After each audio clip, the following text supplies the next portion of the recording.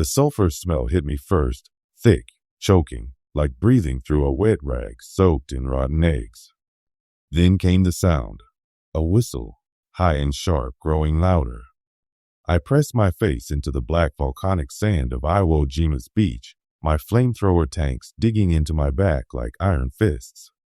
The Japanese mortar round exploded 20 yards to my left, sending a fountain of sand and shrapnel into the gray morning sky.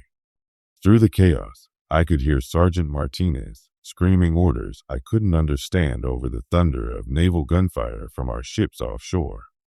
It was February 19, 1945, and I was about to discover that wasn't a place you went to after death. It was a sulfur-stinking island in the middle of the Pacific, crawling with 15,000 Japanese soldiers who had turned every cave, every tunnel, every rock into a fortress designed to kill Marines like me.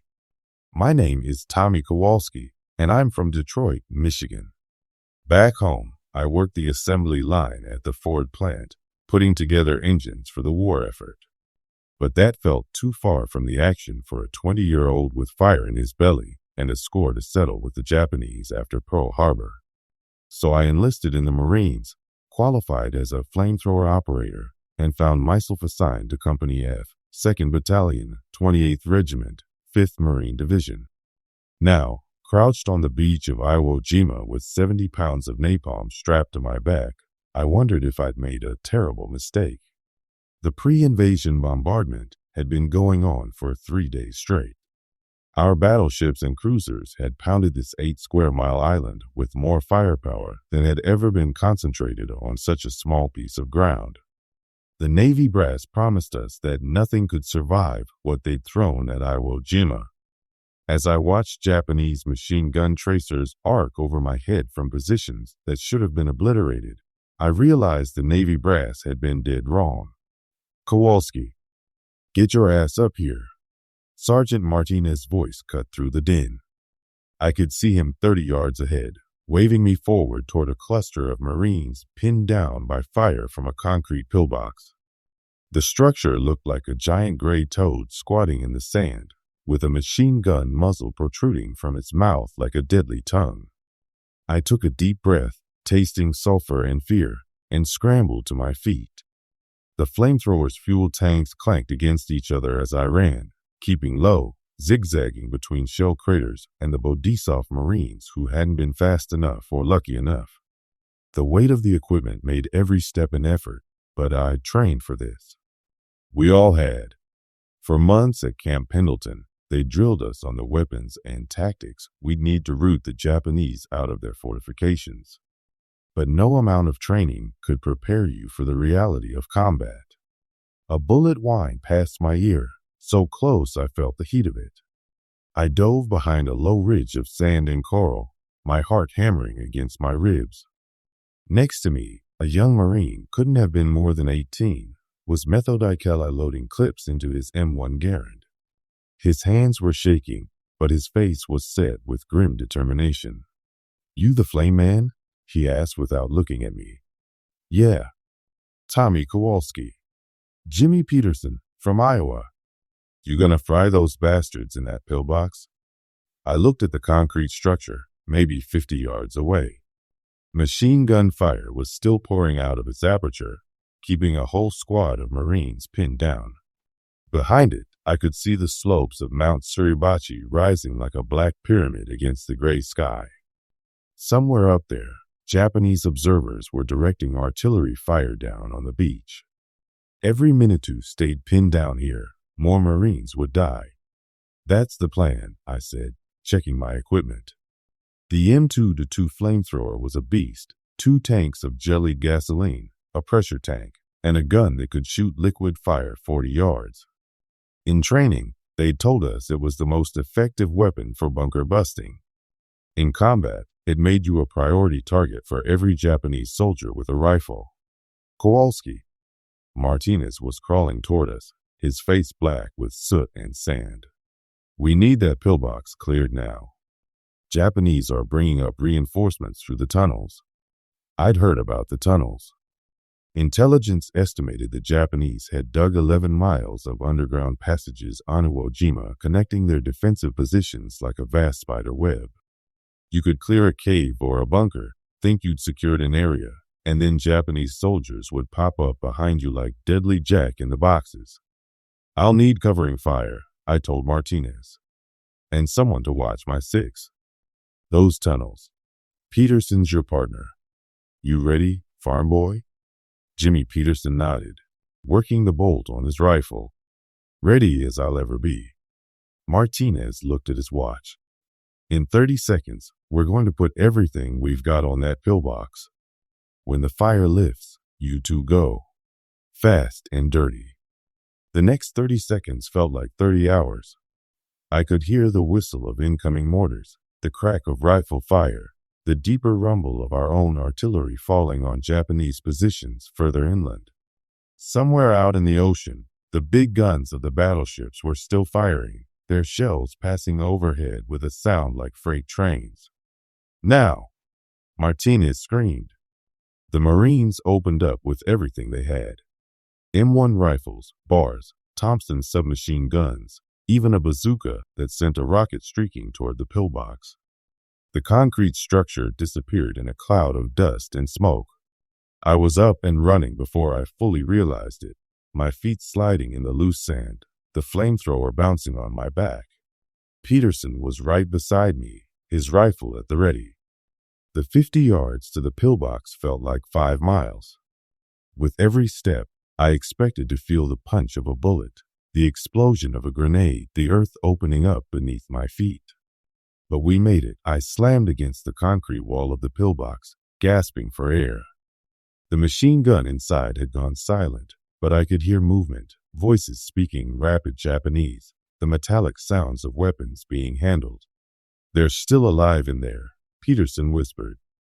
I nodded, unscrewing the cap on my flamethrower's ignition system. "Stand back." The machine gun aperture was maybe 2 feet wide and 1 foot high, just big enough for the gun barrel and the gunner's vision. I could see movement in the darkness beyond. My hands were steady as I aimed the flamethrower's nozzle at the opening. This was what I'd trained for. This was why they'd sent Marines with flamethrowers to Iwo Jima. I squeezed the trigger. The stream of jellied gasoline roared out of the nozzle like a liquid dragon, igniting as it hit the air. The flame was so bright it hurt to look at, so hot I could feel it on my face even standing to the side. The napalm poured through the aperture and filled the pillbox with fire. The screaming from inside lasted only seconds, then stopped. Peterson breathed. I knew how he felt. The flamethrower was brutally effective, but it was also brutal to use. Every time I pulled that trigger, I was burning men alive. The fact that they were trying to kill me and my fellow Marines didn't make it easier to live with. "Come on," I said, reloading the pressure tank. "We've got more work to do." That first day on Iwo Jima, I used my flamethrower on 17 different Japanese positions. Pillboxes, caves, spider holes, bunkers, the entire island was a fortress, and every piece of it had to be cleared with fire and steel. By nightfall, we'd advanced maybe 600 yards from the beach. The cost had been enormous. Bodies lay scattered across the black sand like broken dolls. Some wore marine green, others Japanese brown. Too many of both. As darkness fell, we dug in for the night. The Japanese had a habit of launching counterattacks after dark, and we'd learned never to sleep soundly on the front lines. I shared a foxhole with Peterson, taking turns on watch while the other tried to grab a few hours of rest. "You think we'll take this place?" Peterson asked during his watch, his voice barely above a whisper. I looked up at the dark bulk of Mount Suribachi, looming against the stars. "We'll take it. Question is how many of us will be left when we do." The answer, I knew, was going to be too few. But that was the job. That was what we'd signed up for when we became Marines. We were the tip of the spear, the ones who went in first and paid the price for victory. The Japanese counterattack came at 3 in the morning. It started with a barrage of mortar fire that lit up the night like deadly fireworks. Then came the infantry, screaming "Banzai" as they charged across the cratered landscape. Some carried rifles, others swords, still others nothing but grenades clutched in their hands. I was firing my flamethrower at shadows, watching men disappear in gouts of flame, when I heard the sound that made my blood freeze. Aircraft engines, coming low and fast. "Kamikaze!" someone screamed. I looked up to see the silhouettes of Japanese planes diving toward the beach, their engines screaming. These weren't bombing runs. These were suicide attacks, pilots diving their aircraft directly into our ships offshore. The first plane hit a transport vessel in a ball of flame that lit up the entire beach. The second missed its target and crashed into the surf, sending up a waterspout that soaked everyone within 100 yards. But the third one found its mark. A Japanese Zero, its engine coughing and trailing smoke, dove straight into the superstructure of one of our destroyers. The explosion was like a miniature sun, so bright it hurt to look at. When the flames died down, I could see the ship listing heavily to port, its forward guns silent. "They're getting through," Peterson shouted. He was right. Despite the combat air patrol our Navy had put up, despite the anti-aircraft fire from every ship in the task force, some of the kamikazes were getting through. It was a desperate tactic, but it was working. Each successful hit took one of our ships out of action, reducing the fire support we needed to survive on the beach. The counterattack lasted until dawn. When it was over, the ground around our positions was littered with Japanese bodies. We'd held our lines, but barely, and the sight of those burning ships offshore reminded us that we were a long way from home, surrounded by an enemy willing to die to destroy us. Over the next few days, we began the slow process of clearing the island. The Japanese had turned every cave into a fortress, every tunnel into a death trap. My flamethrower became my closest companion, the tool that kept me and my fellow Marines alive. Cave by cave, bunker by bunker, we burned them out. The worst was a complex of caves on the third day. Intelligence said it was empty, abandoned after our artillery had pounded it for hours. But when we moved in to secure it, Japanese soldiers opened fire from concealed positions. 3 Marines went down in the first burst. "Flame man, front and center," Martinez shouted. I moved up, crouching behind a boulder while bullets whined overhead. The cave mouth was maybe 20 feet across, dark as a pit. Somewhere in that darkness, Japanese soldiers were waiting with rifles and machine guns. "How many you think are in there?" Peterson asked. He'd stuck with me through the whole campaign, watching my back while I did the dirty work. "Doesn't matter," I said, checking my fuel gauges. "However many there are, they're about to get a real warm welcome." I aimed the flamethrower at the cave mouth and pulled the trigger. The stream of burning napalm arced through the darkness, splashing against the walls and ceiling. The cave lit up like the inside of a furnace. But instead of silence, I heard something that made my skin crawl, screaming. Not the brief screams of men dying quickly, but the prolonged agony of men burning alive. And then they came out. Japanese soldiers, their clothes on fire, their skin blackened and peeling, stumbled out of the cave like walking torches. Some fell and rolled in the dirt, trying to put out the flames. Others kept coming, firing their rifles even as they burned. One man, his face a mask of char and blood, raised a grenade above his head. Peterson's rifle cracked, and the burning soldier fell, but more kept coming. I had to use the flamethrower again, adding more fire to men who were already burning. It was the most horrible thing I'd ever done, but it was them or us. When it was over, 17 Japanese soldiers lay dead outside the cave. The smell of burned flesh hung in the air like a curse. I sat down heavily, my hands shaking as I set the flamethrower aside. "You did what you had to do," Peterson said quietly. I nodded, but I couldn't speak. I'd killed a lot of men in the past few days, but this was different. This was personal, intimate. I'd looked into their eyes as they burned. "Hey," Peterson said, putting a hand on my shoulder. "Look." I followed his gaze toward Mount Suribachi. A group of Marines was climbing the steep slopes, moving from rock to rock under fire from Japanese positions. As I watched, one of them fell, shot by a sniper. But the others kept going, working their way toward the summit. "They're going for the flag," Peterson said. The flag. Every Marine on Iwo Jima knew about the flag. Command had brought an American flag to plant on the summit of Mount Suribachi, the highest point on the island. It would be a symbol of our victory, a sign that we'd taken the Japanese stronghold. But first, we had to clear out the defenders. Over the next 2 days, we fought our way up the slopes of Suribachi. The Japanese had turned the mountain into a fortress, with gun positions, tunnels, and observation posts carved into the rock. Every step forward cost us blood. My flamethrower was in constant use, clearing caves and bunkers, burning out snipers' nests. On the morning of February 23rd, we reached the base of the summit. Above us, the last Japanese defenders were making their final stand. I could see muzzle flashes from their positions, hear the whine of bullets passing overhead. "This is it," Martinez said, gathering the assault team. "We take the summit today." I checked my flamethrower one more time. The fuel tanks were about half full, enough for several more attacks. My hands were steady, my mind clear. After 5 days of combat, I'd learned to push the horror aside and focus on the job. The final assault began at 10 in the morning. Marines from 3 different companies converged on the summit from different directions. I went up with the main assault force, using my flamethrower to clear the last Japanese strongpoints.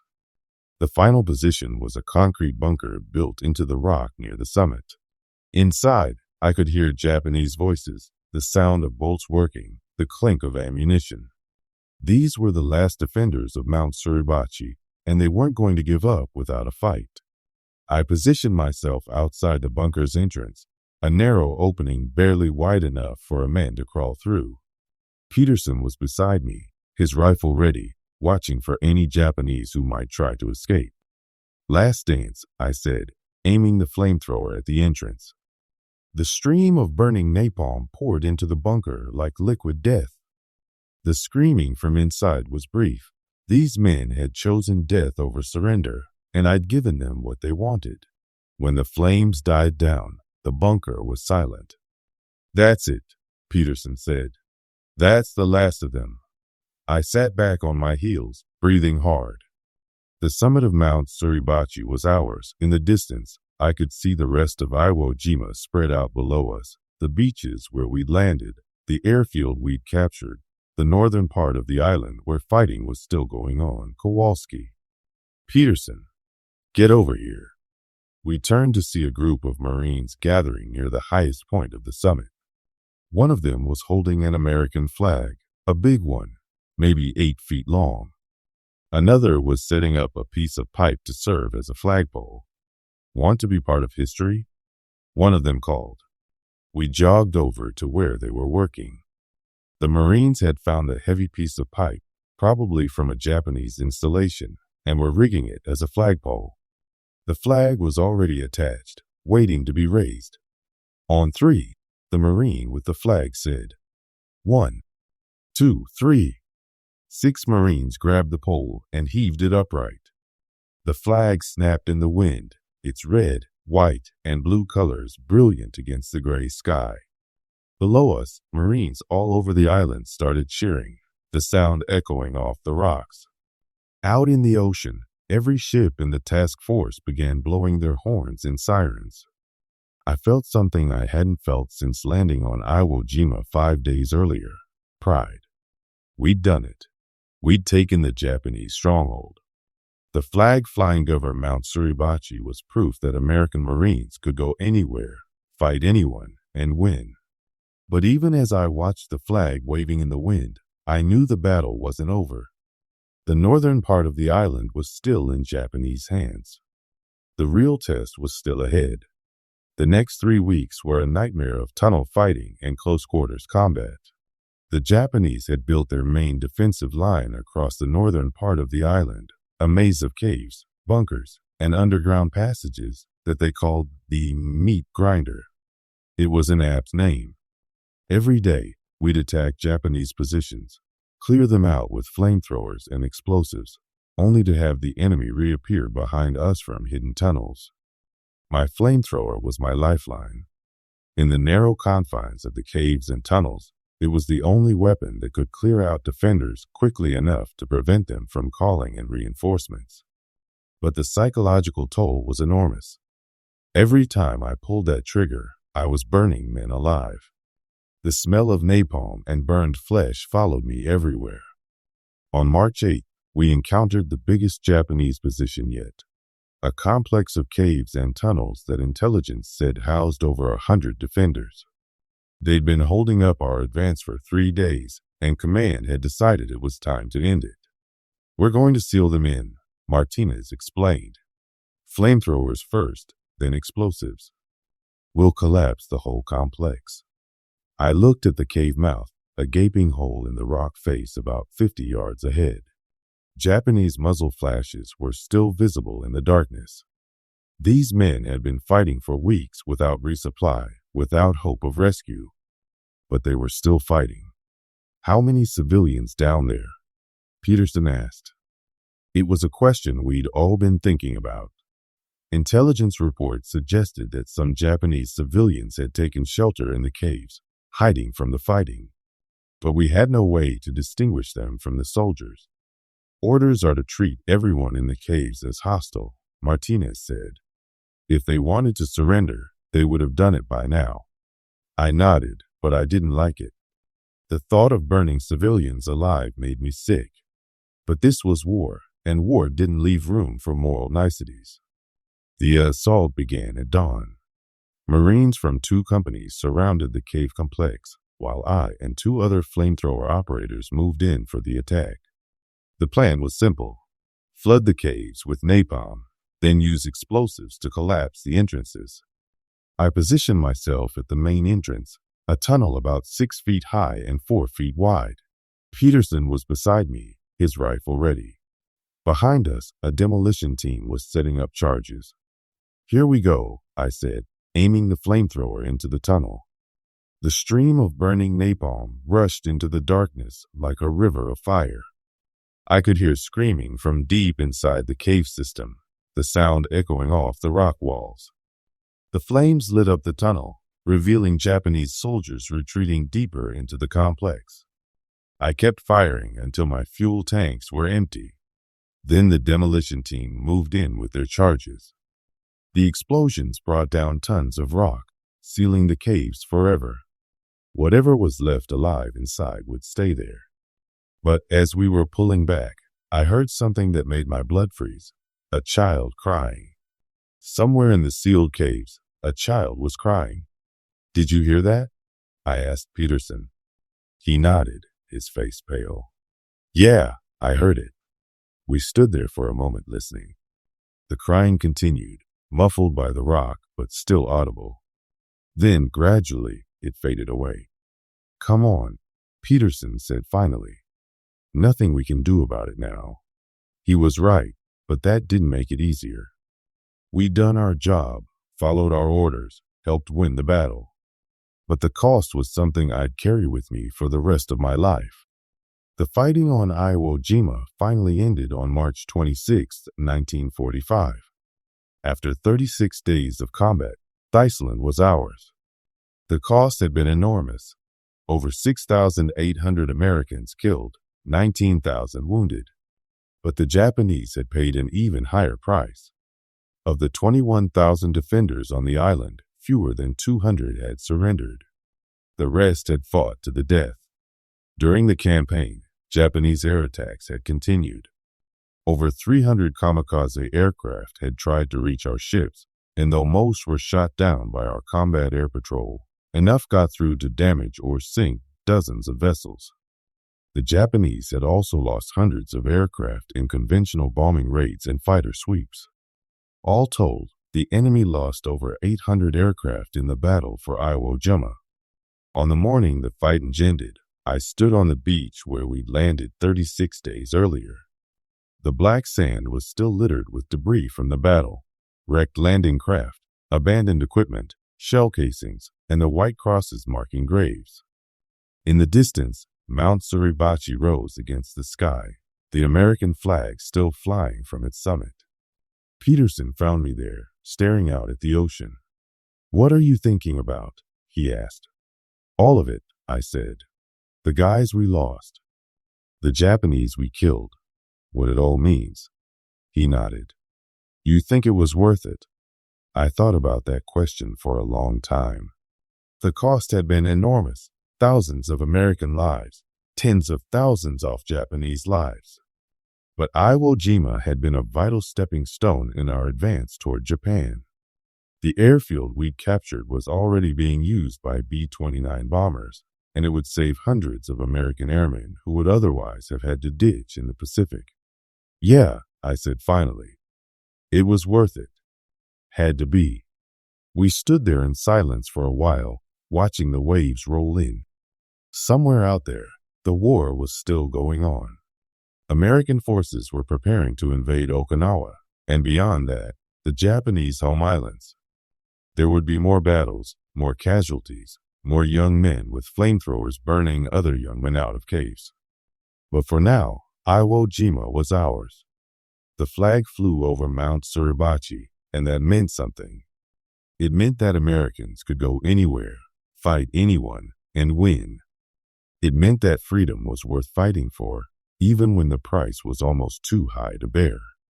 As I picked up my gear and headed for the transport ships that would take us away from Iwo Jima, I thought about the men who hadn't made it off the island. Marines like Corporal Johnson, who'd been killed by a sniper on the third day. Sergeant Williams, who'd died clearing a cave complex. Lieutenant Morrison, who'd been hit by a mortar round during the final assault on the northern caves. They died for a piece of sulfur stinking rock in the middle of the Pacific. But they'd also died for something bigger than that. They died for the idea that some things are worth dying for. Freedom, democracy, the right to live without fear of tyrants. My name is Tommy Kowalski, and I'm a Marine. I carry a flamethrower, and I've used it to burn men alive in defense of my country. It's not something I'm proud of, but it's something I'll never regret. Because sometimes, in order to preserve what's good in the world, you have to destroy what's evil. The battle for Iwo Jima taught me that war is never clean, never simple, never easy. It's a messy, brutal business that leaves scars on everyone it touches. But it also taught me that Americans have something worth fighting for, something worth dying for. As our transport ship pulled away from Iwo Jima, I took one last look at the island.